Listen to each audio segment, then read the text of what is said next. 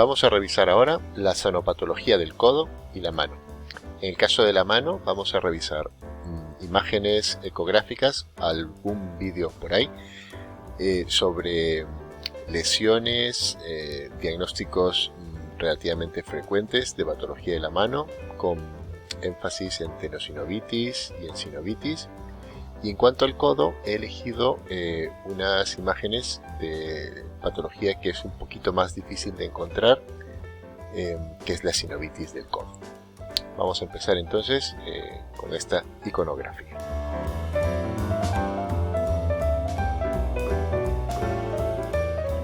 Bueno, pues aquí tenemos, voy a poner puntero. Esta es una articulación radiohumeral del codo. Podemos ver aquí claramente el signo del doble contorno. Esto sería la cabeza del radio. Por supuesto, estamos en un corte longitudinal. Aquí tenemos el borde curvo del cóndilo humeral radial.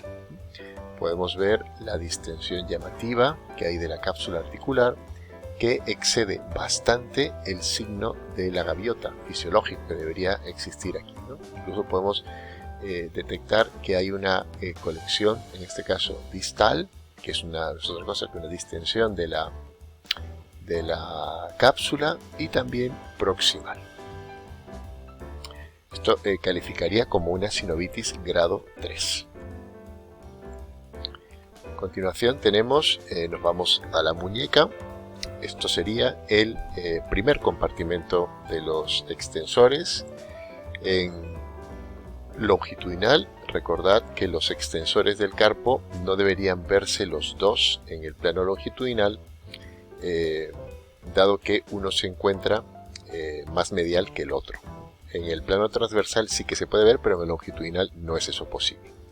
Entonces aquí en el longitudinal tenemos el tendón, en este caso en particular es el aductor largo, y tenemos una distensión sinovial de su vaina que es tanto superficial como profunda. Incluso tenemos la presencia de una señal isohiperecoica respecto del líquido sinovial, que se podría corresponder seguramente con tejido sinovial.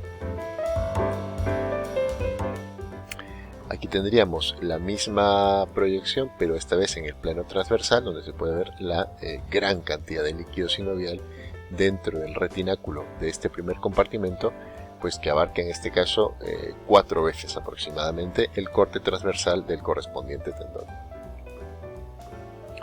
Esta es una imagen muy interesante. Nos encontramos esta vez en el territorio metacarpiano, a la altura del nudillo. Obviamente este es un corte transversal, y este sería un tendón extensor. Un tendón extensor que además se puede distinguir en el aparato extensor, en algunos casos, y con un ecógrafo lo suficientemente, con una frecuencia lo suficientemente alta, se puede distinguir la división entre el componente superficial y profundo del tendón extensor. Pero lo interesante de esta ecografía es que corresponde a un paciente con una espondiloartritis, concretamente con una artritis psoriásica, y podemos ver el engrosamiento del periteno, porque hay que tener en cuenta que a esta altura no existe vaina sinovial. Por lo tanto, esto sería el componente engrosado del periteno, y esto es lo que hoy en día se conoce con el nombre de peritenonitis, y que vendría a ser el equivalente a una pseudoentesitis. De momento se considera esto un hallazgo muy indicativo de artritis psoriásica. Digo de momento porque también se ha observado estos cambios en algunos deportistas sanos de deportes de contacto con los puños, ¿no? También se ha visto esto, pero insisto, la relación más intensa que hay es con la artritis psoriásica. Seguimos en dedo de la mano. Esto es el territorio flexor. Lo podemos saber por la altura que existe, el grosor que existe del estrato adiposo. Aquí vemos la cápsula articular. Toda esta es la cápsula articular. Vemos que se extiende incluso por detrás de la cabeza de la correspondiente falange. Y vemos también el engrosamiento de la polea correspondiente. También esto corresponde a un paciente con artritis psoriásica. Aquí tenemos dos articulaciones del mismo dedo. Tenemos aquí la interfalángica proximal y aquí la interfalángica distal. Lo que interesa de esta ecografía es que nos centremos justo aquí. Podemos ver en este punto que, si bien de forma más superficial se ve el flexor, que aunque aquí se ve más superficial, correspondería al flexor profundo, el que se ve más profundo, ¿no? Correspondería al que hace éntesis en la falange media del dedo. Y podemos ver que existe una alteración de la ecoestructura no anisotrópica, y digo no anisotrópica porque se encuentra en un territorio en el cual la incidencia de los ultrasonidos no hace anisotropía. Por lo tanto, esta hipoecogeneidad sí que corresponde a una alteración, en este caso muy clara, de la ecoestructura de la entesis del correspondiente flexor. Aquí lo que tenemos es un corte transversal del área del nervio mediano a su entrada al túnel del carpo. Sabemos que estamos a la altura de la entrada porque la imagen ecográfica se ha hecho teniendo en consideración la cortical del radial. Aquí es donde se hace la medida del corte. Se puede hacer de múltiples formas. Esto es lo que se denomina trazo alzado, porque uno mismo va guiando. También se puede utilizar se puede hacer mediante elipses, y bueno, la forma más burda es simplemente calculando los diámetros antero-posterior y medio-lateral. La normalidad del área del corte transversal se encuentra en 9 milímetros cuadrados, aunque esto es muy susceptible de estar influenciado por el tamaño del carpo del paciente. Esto es un carpo de un paciente con artritis reumatoide, poco tiempo después, 2 semanas después de haber iniciado tratamiento con metotrexato. La imagen previa correspondía al mismo paciente y esta es la del corte longitudinal del carpo dorsal, y podemos apreciar la presencia de señal Power Doppler circunscrita en su mayoría a territorio extraarticular, con excepción de este punto que sí estaría en un estrato más bien sinovial. Por lo tanto, correspondería a una verdadera hiperemia vinculada en este caso a la artritis reumatoide. Aquí nos encontramos en un territorio del carpo cubital, de la región cubital del carpo, donde se puede ver por una parte cartílago a nivel del hueso subcondral, pero también derrame sinovial. Y aunque no se aprecia apropiadamente la sinovia, el hecho de que tengamos una señal a este nivel corresponde necesariamente a una sinovia. Tenemos que recordar que no puede haber hiperemia si no hay tejido sinovial. Por lo tanto, esto sería hiperplasia sinovial y eso sería flujo Doppler. Aquí tenemos una interfalángica proximal del tercer dedo. Esto es un paciente con una dactilitis y este es el aspecto dorsal. Aquí podemos ver, llama la atención la distensión que hay de la cápsula sinovial, que excede la línea imaginaria que se traza entre los dos bordes en los puntos de anclaje de la cápsula, y ese contenido hipoecoico que corresponde al contenido precisamente de la cápsula, ¿no? Vemos que se distiende de acuerdo con la clasificación Omerac. Esto correspondería a un grado 1, ¿no? Porque la cantidad de volumen, ¿no? de la cápsula que supera esa línea imaginaria es inferior al 50% del volumen de la cápsula. También podemos ver parte del aparato extensor del tendón e incluso parte de la entesis del correspondiente extensor de la falange media. Aquí tenemos otra imagen de, en este caso es un paciente con una dactilitis también relacionada con psoriasis, pero es el aspecto flexor. El aspecto flexor lo sabemos por la altura del estrato adiposo. Aquí podemos ver el aparato flexor. Vemos una lengüeta hipoecoica que rodea el aparato flexor. Recordemos que el aparato flexor de los dedos sí que tiene vaina sinovial a la altura de la interfalange proximal, incluso hasta la falange media, y esto no ocurre en las articulaciones desde el aspecto dorsal, ¿no? Ahí los tendones extensores no tienen vaina sinovial. Y otro detalle interesante es que podemos ver, además de un poquito de cartílago a nivel de la cabeza de la correspondiente falange, vemos la distensión de la cápsula que claramente se extiende por delante de la cabeza de la correspondiente falange. Esto sería una sinovitis grado 2, ¿no? Precisamente por este hallazgo que también se conoce como el signo de la lágrima. Y aquí estamos en la articulación trapecio-metacarpiana, concretamente es esta, la articulación trapecio-metacarpiana. Lo podemos ver la articulación propiamente dicha, el pinzamiento. En algunos pacientes de forma inconstante puede haber aquí un menisco incluso, no se ve aquí, se ve la distensión de la cápsula, las irregularidades corticales y por supuesto líquido sinovial. Y esta distensión, como se puede ver, incluso se extiende proximal al límite de la articulación. Esta es una imagen muy útil para considerar una infiltración por cualquier acceso anterior o posterior. Ya sabemos que la articulación trapecio-metacarpiana no debe infiltrarse en longitudinal, ¿no? O sea, digamos que la sonda se debe colocar perpendicular al acceso de la aguja, de manera que lo que veamos sea un punto de la aguja y no una línea. Aquí otra imagen del nervio mediano derecho que está siendo medida en su corte transversal, tiene 7 centímetros cuadrados.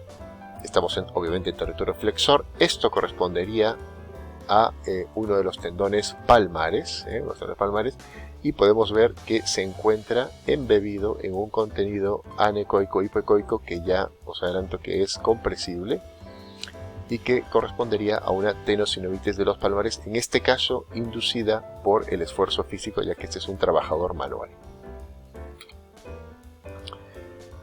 La misma imagen pero con señal Power Doppler. Ninguna de estas señales es una hiperemia sinovial, todas ellas corresponden a vasos.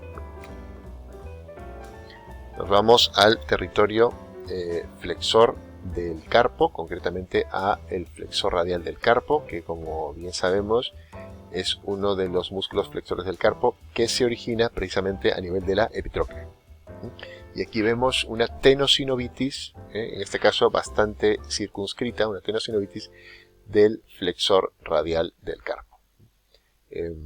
También debida a un proceso mecánico en este caso era un deportista joven que había estado haciendo mancuernas. No recuerdo bien si era por primera vez o por segunda vez, pero que le había producido un gran dolor, una gran molestia, ¿no? El manejo de esto obviamente es mediante el drenaje y la infiltración. Esta señal que podemos ver aquí no es una señal sinovial, claramente está fuera, ¿no?, del estrato sinovial, correspondería a este tendón, y son vasos sanguíneos en la región flexora del carpo. Esto no es de sorprender, forma parte de la anatomía habitual. Otra vez nos encontramos en el carpo, esta vez es territorio dorsal hacia cubital, y podemos ver que el signo de la gaviota, que normalmente se insinúa en la articulación radiocarpiana, bueno, en este caso cúbito-carpiana, está muy exagerado, ¿no? Podemos ver que hay una gran distensión, ¿no? Digamos que el vértice del lomo de la gaviota debería encontrarse muy cerca del vértice visible de la articulación, y en este caso hay una distensión pues de unos 1 o 2, ¿no? 1,5 milímetros quizás de altura. No se ve el signo de la interfase, lo cual podría indicar que además existe proliferación sinovial. Metacarpo falángica izquierda, en este caso de una persona sin ninguna enfermedad inflamatoria. Este sería el aspecto que tiene una artrosis incipiente, con escasa proliferación sinovial, escasa proliferación marginal, proximal, cierto pinzamiento articular y desde luego ninguna distensión capsular, ninguna presencia de hiperemia a ningún nivel. Volvemos al codo. Otra vez nos encontramos en la articulación radiohumeral. Este sería el cóndilo humeral radial o cóndilo humeral externo cuando el brazo se encuentra en posición fisiológica.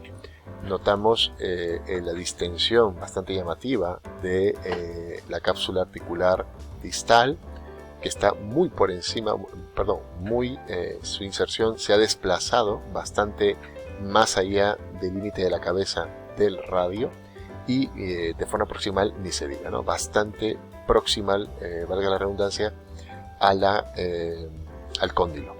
Incluso aquí se puede insinuar claramente una colección. Si hiciera falta, y seguramente lo haría, un drenaje, el lugar más seguro sería probablemente el proximal, ¿no? Por acceso, desde luego, lateral. Ahora bien, es muy probable que al evacuar el acceso proximal, la pérdida de presión produzca un desplazamiento del compartimento sinovial anterior hacia el vértice de la articulación, con lo cual la sección distal quedaría, digamos, separada del drenaje. Por lo tanto, habría que hacer 2 drenajes, ¿no? Esto es bastante común cuando se pretende hacer un drenaje terapéutico, por ejemplo, una artritis séptica. Más de una vez es necesario hacer dos punciones, una proximal y una distal, o se puede hacer una punción distal, ¿no? A nivel justo por detrás de la cabeza del radio, procurando en todo momento hacer presión física en la región proximal para que en ningún momento la sinovia anterior de la cápsula articular alcance el vértice de la articulación, porque si eso ocurre se pierde la comunicación y se convierte en 2 compartimentos distintos. Un paciente con artrosis, este es una artrosis un poquito más avanzada, y podemos ver que nos encontramos ya con, esto no son fragmentos, esto es proliferación osteofítica, ¿no? Y ya podemos ver que esa proliferación osteofítica incluso genera algunos desplazamientos del aparato extensor. Esto es una metacarpofalángica y es una sinovitis grado 3, que es el máximo de sinovitis. Si nosotros trazamos una línea imaginaria de este punto a este punto, que sería el techo de la articulación, pues todo lo que excede, lo podemos ver aquí, todo esto que excede, esto es una sinovitis, que ya no solo supera el 50%, sino que yo diría que supera hasta en 6 veces el volumen que se puede almacenar en esta región. Sinovitis grado 3.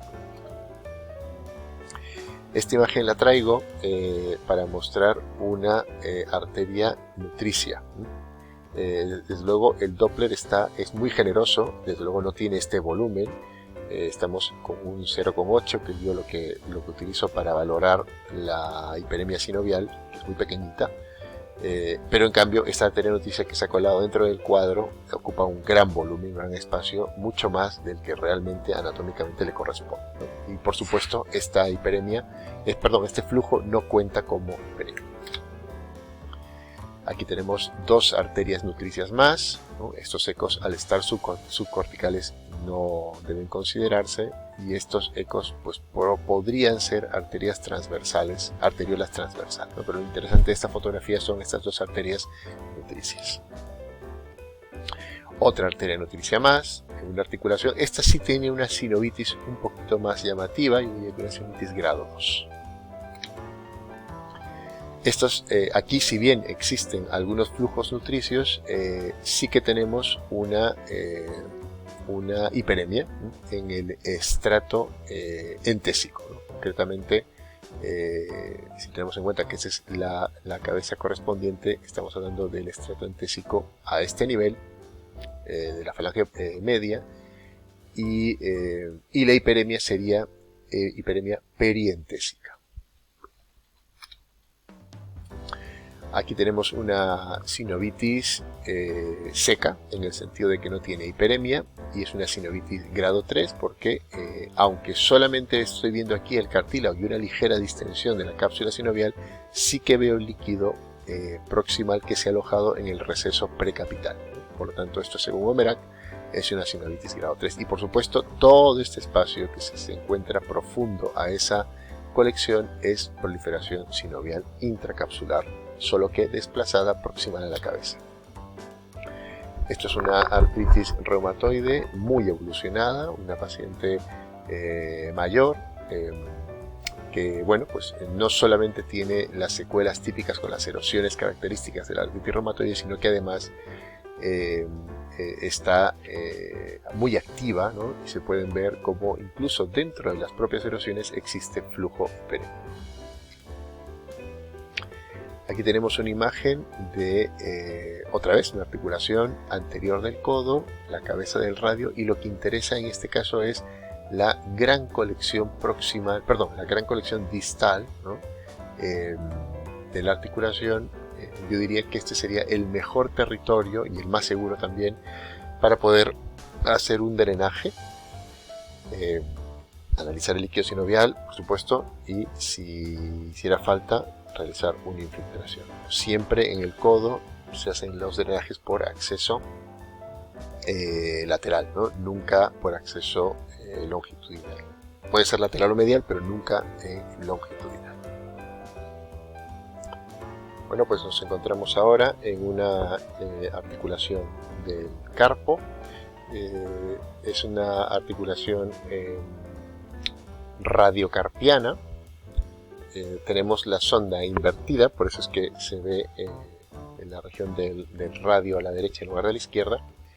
Y lo que interesa aquí es esta ampliación que hemos hecho de la cápsula sinovial, donde se puede distinguir claramente lo que es sinovia de lo que es líquido sinovial. Y por supuesto la hiperemia sinovial. El interés de esta imagen es que este foco hiperémico se encuentra dentro de la sinovia y por lo tanto es articular, ¿no? Mientras que estos focos probablemente correspondan a con mayor seguridad a artefacto flujo nutricio, ¿no? Y este podría corresponder quizás a flujo sinovial. En cualquier caso, con este hallazgo ya podríamos contabilizar esto como una sinovitis, una señal Power Doppler grado 1.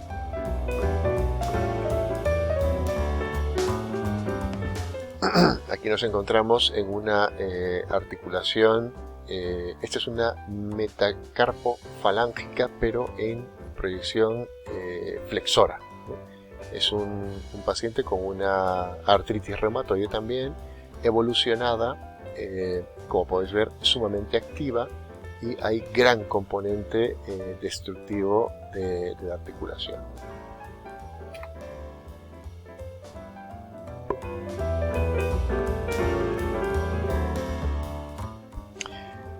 Ahora vamos a ver el mismo paciente, pero en una diferente articulación, menos evolucionada, pero en la que se puede ver una tenosinovitis bastante clara del aparato flexor. Y no solo eso, sino que también se puede ver una distensión sinovial dependiente de la articulación, es decir, esto sería sinovia articular, mientras que esto sería sinovia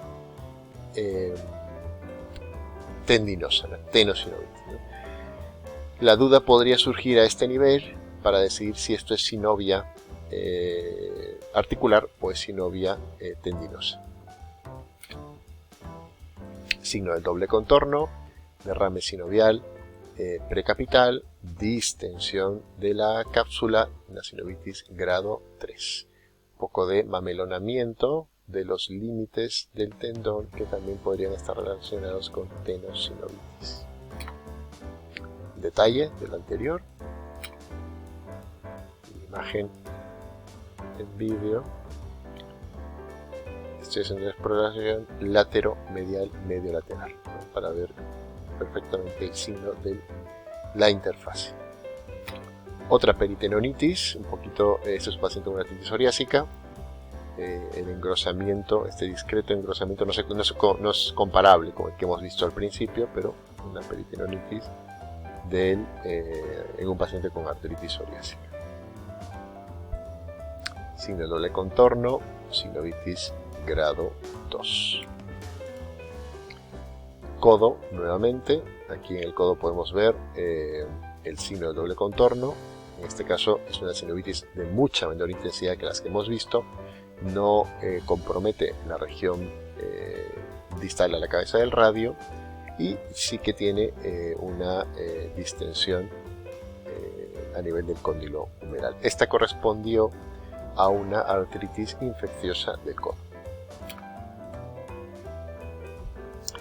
Este es un paciente con una espondiloartritis axial, predominantemente axial, pero que empieza a presentar clínica en los dedos y una dactilitis en un dedo en particular que no es este, ¿no?